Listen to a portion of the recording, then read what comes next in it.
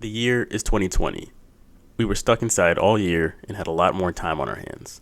So much extra time that you could look into the ins and outs of the music industry. More specifically, rap record deals. That's what I did. To this day, rappers scream bloody murder against the record labels. I think we're all aware that the music industry is not exactly a nice place and is quick to screw over any type of artist. But it sure seems like rappers are the group of people we hear from the most when it comes to how they were done dirty. So how is it that we are in the year 2021 with the incredible advances in technology we've made, the amount we've learned about our own rates as human beings, the amount we've learned about planets and galaxies far, far away, how is it that rappers still always find themselves on the short end of the business stick? So this is my deep dive into the business side of the rap industry. Let's take a look at how rap record deals actually work.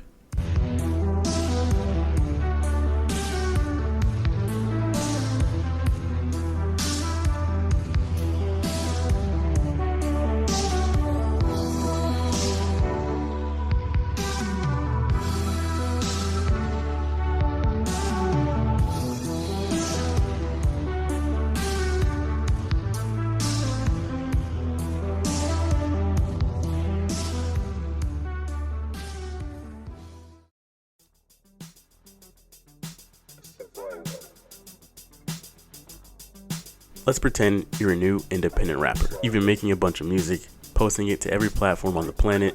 You're performing at every venue in your city, doing whatever you can to make your name blow up. Eventually, you have a song or two that pops off and gives you quite a bit of fame, clout. A record label, A&R, contacts you and expresses interest in your music on behalf of the label. This massive label wants to fly you out to New York or LA for a meeting and hopefully sign a deal. You don't know anything about contracts, and because you're still a starving artist, you can't afford a lawyer. The record label says they can give you one of their lawyers. Perfect, right? You get to this meeting and are surrounded by a group of strangers who are all telling you how excited they are to have you on board. They give you the contract to sign after their lawyer looked it over and declared everything looks good. You just heard the dollar amount they're going to give you for your first studio album. You've worked your butt off these past few years, and now you finally have the pen in your hand to ink that coveted record deal. There's no going back now. You sign a contract that requires 2 albums. What a lot of people don't understand is that dollar amount that a record label offers you up front is a cash advance. That money is for your personal use and for you to create your first album. They expect to get that money back in some shape, way, or form. No ifs, ands, or buts. Depending on how big your music is upon signing, record labels will give anywhere from $100,000 to $2 million for a cash advance. Now, all deals are structured differently, but we're going to generalize for this scenario, so bear with me. Let's say your label is going to invest a total of $300,000 in you initially. You could have most of that money set aside for your music production and marketing, but you opt to have it split right in half. $150,000 is your cash advance, and the other $150,000 is set aside for the production and marketing costs. You agree to a 70-30 royalty split. So when your music does release, your label gets 70% of the revenue, 30% will go to you. Now for your cash advance. Right off the top, 15% of it goes to your manager and 5% of it goes to your lawyer. That's $30,000 altogether. Now you have $120,000 to work with, and that's before taxes. You got the big bag now, so you use some of your cash advance to get a new car. Not just any new car, you need to make sure everyone knows you got the bag, so you get a brand new Jeep Rubicon. Out the door, that costs you $65,000. Now you're left with $55,000. Still a lot of money. You take you and your boys out shopping for some new drip, all posted on the gram of course, and drop another $10,000 at the mall. Now you're left with $45,000 to live off of until you get your next advance. Alright, time to get to work. You book a studio that costs you $1,500 a day to use, and let's say it takes you a month and a half to record your entire album. That adds up to $67,500. During the time that you're using the studio, the label also gives you a couple of producers to help with the beats. Well, the label doesn't just give you producers, they have to get paid too. The producers cost you a total of $20,000, combine that with the $67,500 to rent out the studio, and that's $87,500 coming out of the production money. No reason to panic, you still have the $62,500 for anything else music related. Your label determines that the hit song on your album needs a music video to go with it. The video production costs you $15,000, now you're left with $47,500. And to top it all off, your label now needs to market your brand new upcoming first studio album. They want to spend $50K on marketing, but you only have $47.5 left.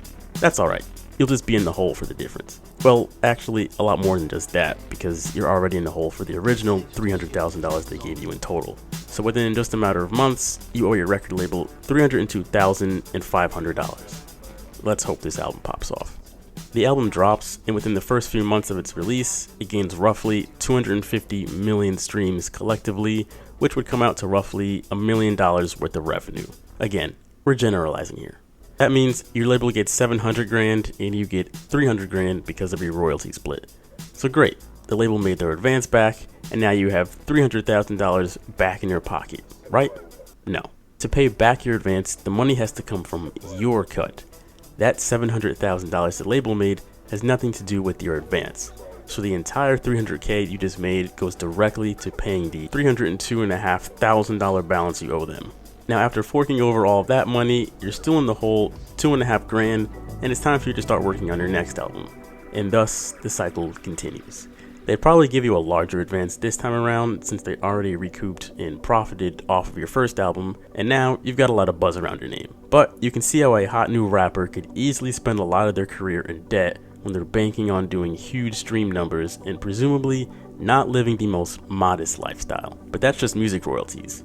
What about touring and merchandise? That's where you make most of your money, right? Well, that used to be the case. Up until the 2010s, touring and merchandise were usually the areas that record labels didn't really touch. They relied primarily on album sales. That's where the saying, touring is how artists eat, comes from. But when the 2010s rolled around, it ushered in the new age of streaming. People were no longer buying albums anymore. That caused a huge problem for the industry that relied on those very sales.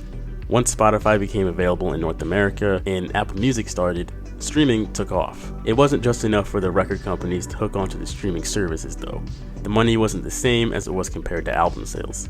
So the record industry came up with a 360 deal. The 360 deal is the modern day record deal. It allows a record label to take a percentage of everything you do, a 360-degree cash grab on your brand. This is a look at how some 360 deals are divided. Unfortunately, it's become the new industry standard. If you're a new artist looking to sign a record deal, chances are it's going to be a 360 deal.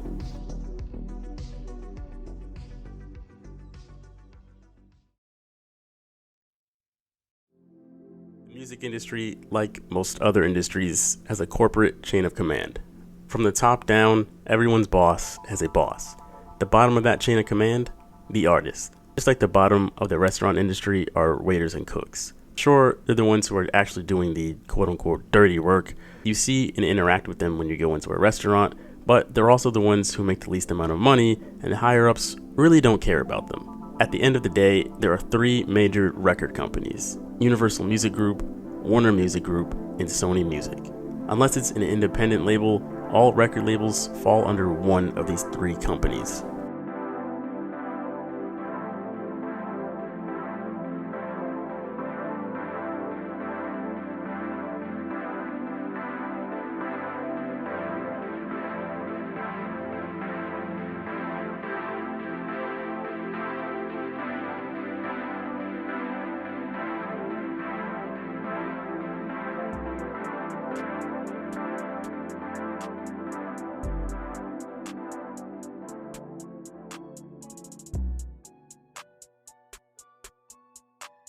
Well, maybe you're thinking, I just won't sign with one of those big, dominant corporate labels.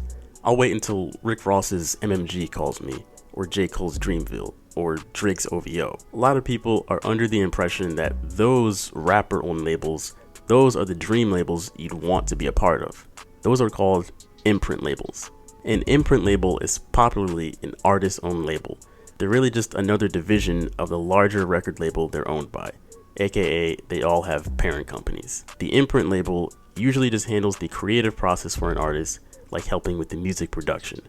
For example, Party Next Door's most recent release, Party Pack, we would assume P&D worked with OVO to actually make the album, but Warner Records handled the distribution, marketing, etc. You're probably asking, what's the point of an imprint label? Take a look at some of the rappers that have imprint labels. Rick Ross, Drake, Lil Wayne, J. Cole, Kanye. All those dudes have been in the industry for a while and have dominated the charts. That means they have a ton of experience, connections, and business savvy that one would obtain by being a huge artist over a prolonged period of time. At some point in time, they all decided to take it upon themselves to start their own label that could help produce up-and-coming artists that they saw potential in. It's essentially those huge artists assembling their own teams. Keep in mind, new artists that sign to these imprint labels aren't just going into the studio to make their own albums. They help produce other artists that are on that label too. So you can see why a Kanye or Drake would want to have the ability to bring in hot new artists that have a unique sound.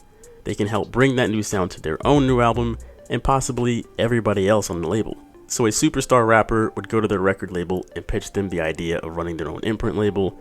The record label works out the logistics and budget. Again, I'm generalizing here. And Viola, big rap artists, now has their very own label that they can use to assemble the best talent in the world with. Now, what does the record label gain by doing this? By having imprint labels underneath them, it saves them the time and hassle of having to go find new talent. Technically, any new artist signed to an imprint label is signing with the parent company above them anyway. So to them, it's a huge win. It's like having your best player also scouting for you. I mean, think about it. If Drake wants OVO to sign a new artist, Warner Records is probably thrilled because they know OVO is one of their prized possessions. Whatever new move they make is going to result in more money. New artists are usually eager to sign with these labels because they're under the impression they're going to be working alongside that bigger rapper, at least to some degree. But that really isn't the case because you don't know why the label signed you in the first place. What are their actual intentions? They can tell a new artist really whatever they want just to get them to sign, and a lot of new artists will, because they're new. They don't know any better, and this is MMG or Good Music who wants them. But little do they know, that label really just recognized that your lyrical ability could be used to write songs for other, more popular artists on the label, and they don't care about whatever else you have to offer. Or you have an ear for producing beats, and that's all they really want you for. Or you just have a really hot new song or mixtape, they sign you to publish that project as a full album under their label, reap the profits, and then toss you to the side. I'm not saying that all or even most rapper-owned labels are twisted like this, but an array of artists have publicly spoke out about their experiences with imprint labels. Let's use Kanye West's Good Music as an example. Kid Cudi signed a joint deal with Good Music back in 2008, and that lasted up until 2013. Cudi left with no bad blood and explained why he left in this 2013 interview. I just wanted to just do my own thing, man. I know that there's nothing wrong with that because I talked to Kanye about it. And he was just like, yes, do whatever the fuck you feel is right. Like, I don't blame you. Like, you know, like, I feel you on that. You know, even down to like, it was a big deal for me. Like, yo, so I want to take the Good Music logo off all my albums from here on out. Is that okay? And he's like, man, whatever. Yeah, for sure, man. Whatever you got to do, bro. Now, on the other side of the spectrum, but the same label, we have Big Sean. He just signed me straight off of just, he heard me rap and I had nothing going. So, yeah, you know, my first advance was, bro, I don't even want to say the number. What was the advance? 50,000? What was it? No. My first advance was $15,000, bro. Now, $15K seems like an insultingly low number, but keep in mind, when Big Sean signed, he really didn't have any music out at the time. Kanye took a shot in the dark by signing him on 100% faith, and the $15K was like dropping Big Sean into a test tube just to see if the music he created was able to gain an audience. Let's also take a look at Drake's OVO, a label that is constantly criticized for allegedly stealing other artists' work. One of the biggest artists that have spoken out about Drake specifically trying to exploit them was the late XXXTentacion. Here's a clip from a 2018 interview he did with Academics. My manager at the time hit me up, said, yo, this nigga Drake hit us up and he wants to talk to you. And then he previews the shit in Amsterdam.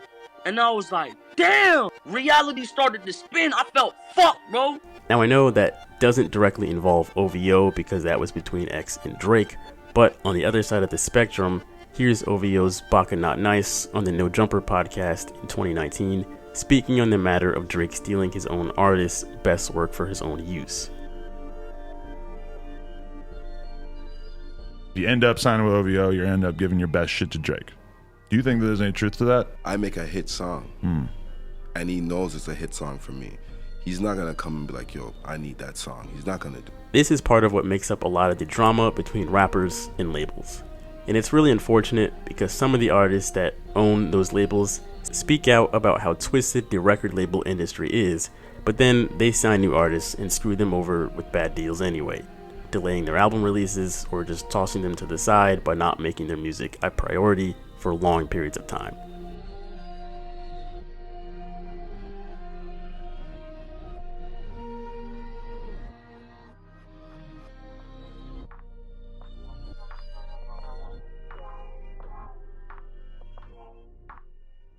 So staying with our scenario of the brand new artist who just signed his first record deal, one of the best ways for a new artist to reach an even bigger audience is by featuring well-established hit artists on their songs. A good feature can skyrocket an artist's career. This isn't free though. A negotiation is always made between the two parties. The negotiation is going to include how the featured artist is credited on the song. Most songs will say featuring artist A in the title, but notice how other songs don't. Sicko Mode features Drake, but his name isn't included in the title. This could be just for business purposes, or it's a way for the main artist to basically force their listeners to listen to the entire album instead of just skipping around through the features, which is probably the case for Travis Scott because he's done that on his two most recent major albums. It also snubbed Drake out of another #1 song on the Billboard 100 chart because he technically wasn't listed on the title, but anyway. What about the negotiation side of song features? What do you have to give in exchange for an artist to be featured on your song? It usually involves either an even trade of features, for example, I'll feature you on my song if you feature me on yours, or a percentage of the royalties being paid to the featured artist, or one of the most popular ways in the rap industry, a flat fee. If you want another artist to give you a verse on the song you're working on, you're most likely gonna have to pay them up front, and it is not cheap. The rap feature game is a whole different animal. Now, this all depends on whether or not you have an existing relationship with the artist you want to feature. If you're already friends with that artist, they'll typically cut you a deal. But if you don't know them at all, expect to pay their full cost. These are some of the rumored prices for a feature from a few different rappers. Untitled Chapter, $25K. Sway Lee, $75K. Lil Baby, $100K. Chris Brown, $250,000. Travis Scott, also $250,000, and he doesn't work with just anyone either. Drake, $1 million. So if you're in a record deal, that's even more money that could potentially be taken out of your advance. A lot of times, the record company will make this a much cheaper process by featuring you with another artist who's already on the same label, which keeps everything in-house, saves money, and it only benefits their own artists. Another thing to keep in mind is the timing of when a feature is released. You typically wouldn't see, say, DaBaby on an up-and-coming artist song because they wouldn't be able to afford him. However, if you were already hip to DaBaby a few years ago before he blew up, we would imagine his fee was way cheaper back then. So if you had the foresight to pay for a feature from him back then, sit on that song for a long period of time, months, years, however long it takes for that featured artist to pop off, then you drop the song that you've been sitting on this whole time. This allows you to get the most out of the investment you made by being patient, actually believing that the featured artist you paid is going to blow up, and cashing in at the right time. Timing here is huge. It is legit like investing in a specific stock. Bringing up XXXTentacion again, notice how a lot of songs featuring him started releasing after he died. Any new music from him is going to get clicks now that he's no longer here. Same when an artist goes to prison. Notice how songs featuring the imprisoned artists will start dropping after they get locked up. It's a business move. The main artist knows the public is way more interested in hearing a feature from an artist who's really hot and or an artist who's not able to make music anymore.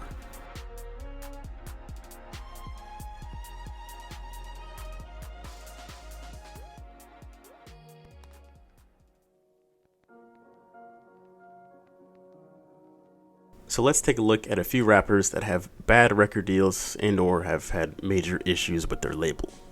Designer joined Good Music after his hit song Panda blew up, but it became quite clear that Kanye signed him just to ride the wave of Panda and have Designer work on other artists' music at Good Music. He couldn't release what he wanted, when he wanted, and that really costed him the ability to capitalize on his biggest window. Megan Thee Stallion signed a 360 deal with 1501 Entertainment in 2018 that gave her a $10,000 signing bonus, 40% of her royalties, 50% of her publishing, and 70% of any money she received from live shows, feature payments, endorsements, merch, etc. The rest, the label received.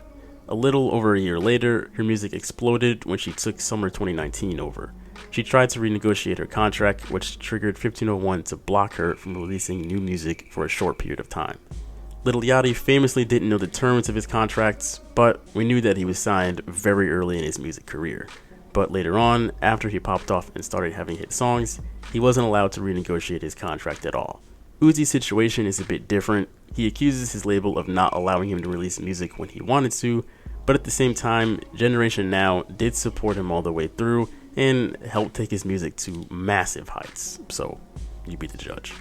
At one point, Blueface was interviewed on The Breakfast Club, and he didn't even know he was actually signed to 4 different record labels. Here are all the artists with great record deals. There really aren't any. You're getting screwed in one way or another, and in this instance, getting screwed isn't great. When everybody was first happy to get a record deal, guys are excited and tweeting that they're out of a record deal. There's a reason so many artists are overjoyed when they get out of their record deal. They know they were getting screwed in a few different ways, and all while not even owning their own music. This is not to say that every record deal is awful and every signed artist is unhappy.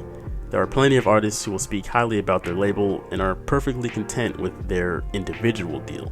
There are some artists that were able to negotiate a solid deal. The best deal is always not having a record deal, but a distribution deal instead. We're a distribution company. He's not signed to us. We distribute the work that he owns. We allow his music to go from the studio onto Spotify, on to Apple, so we distribute to all the streaming platforms. Distribution companies will take your finished music and publish it to all the different music platforms around the world for you. They get a percentage of the sales, and that's it. They don't have their hand in your creative process, your team, touring. They just get your music out to the world. But then, there are artists like Frank Ocean. There are not many stories of the artist getting the last laugh in a record deal, but one of the most famous instances is Frank Ocean. He signed to Def Jam at the tail end of 2009 and really did not like the way they were handling his career. For a long period of time, he kept fans wondering when he was going to release his next album. In those several years away, he was paying back his advance, replacing lawyers, replacing management, and working on his next album.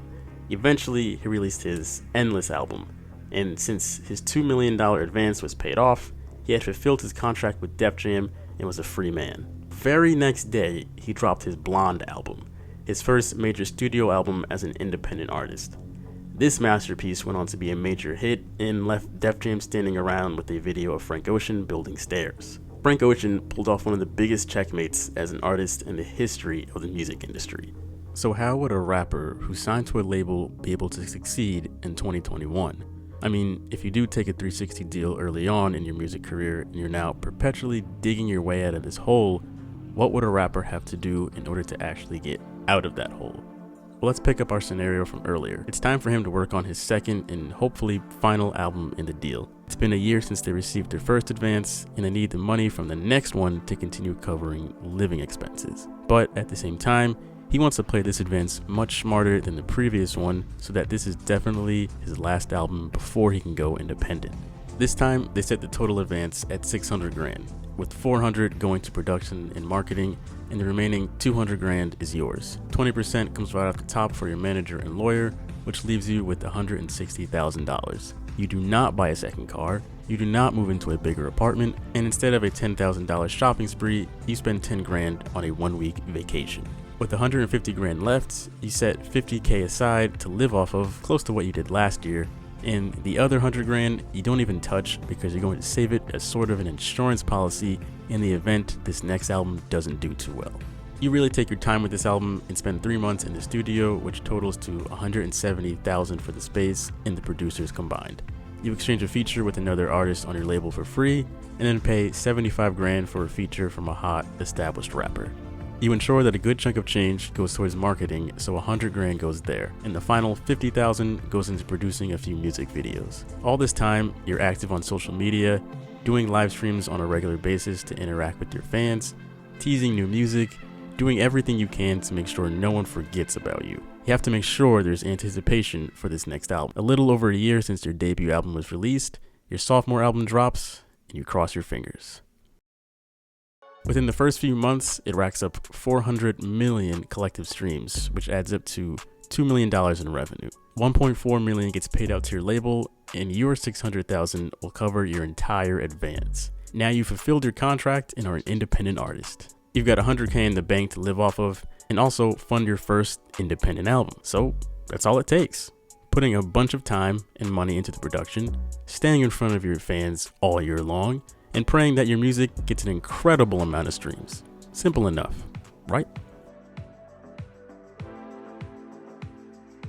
So now that you have a basic understanding of how the music business puts so many artists into these deep holes and what it takes to get out, you may have started to wonder, but hold on, what happened to...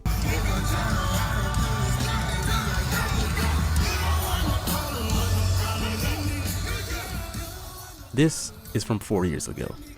So where is this big independent revolution at?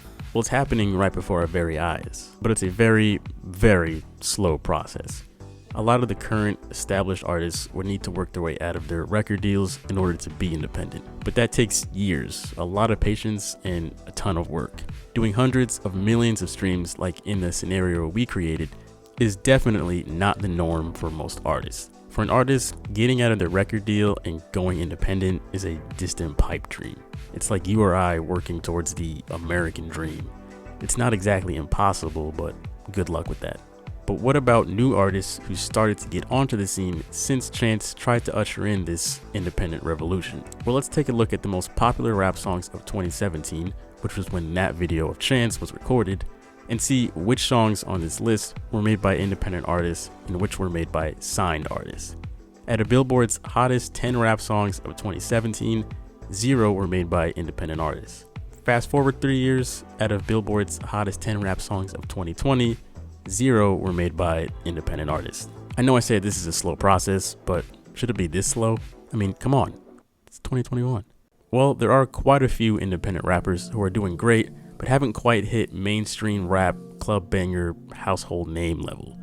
That level is damn near impossible to reach without a label behind you. But even if you don't care to be that big of a name, just being a full-time independent artist is extremely difficult. If we look back at that scenario we had created earlier, all of those expenses would be coming out of your pocket. There'd be no advances to cover your production costs.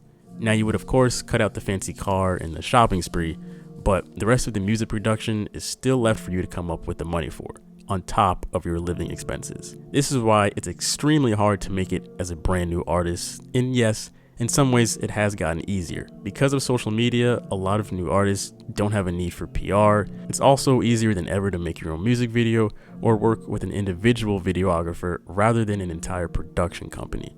And because of all the different streaming platforms, you don't need the radio or really even live venues to get your music out there. Because of all this, a lot of new artists will cut out the cost of a studio by not using one at all, doing everything literally in-house, which can produce a wide range in the quality of the music. But still, none of this is cheap. Most independent artists still have to work their full-time job even after their music pops off because their music isn't making them enough money to cover their living expenses and fund their music production. So just staying independent isn't as easy as it sounds when your music is starting to gain some serious traction, but you're struggling to make ends meet, all while a record label is offering you a big pile of money. The stay independent saying is always easier said than done. It's one of those things that we all hope to see new artists do, but we fail to put ourselves in their shoes and think about everything that comes along with staying independent. So are the record label's days numbered? Will the wave of independent artists continue to grow to the point where record labels start losing so much money that they have to close their doors? Not something that I personally see happening anytime in the near future. The big three record companies have found a way to essentially lock themselves into their dominant positions. They've been around since the 50s, 30s, and even the 20s. It's almost like asking, do we think the fast food industry is going to die?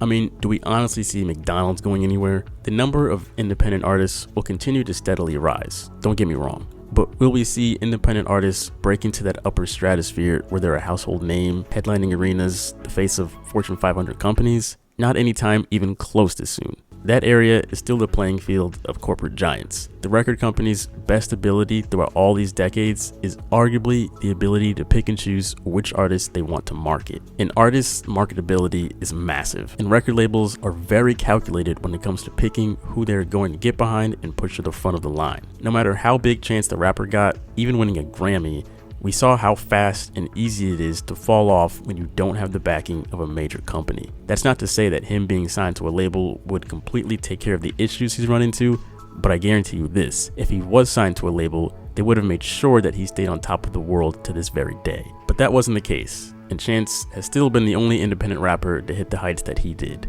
And at the end of the day, how can independent rappers compete with signed rappers? Well, they can't. That's not to say they can't be massively successful, but it's simply a whole different playing field. So what can we do as consumers? Simple.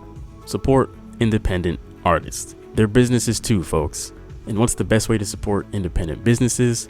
Speak with your wallet. If you want to see the record companies start losing out on signing hot new artists and therefore forced to make drastic changes or close their doors, support independent artists. That means listen to their music. When live shows are back, go to their shows. Buy their merch. And maybe the most important thing, just spread the word by sharing their music. It's not that complicated, folks. We're not going to see change unless we make it happen.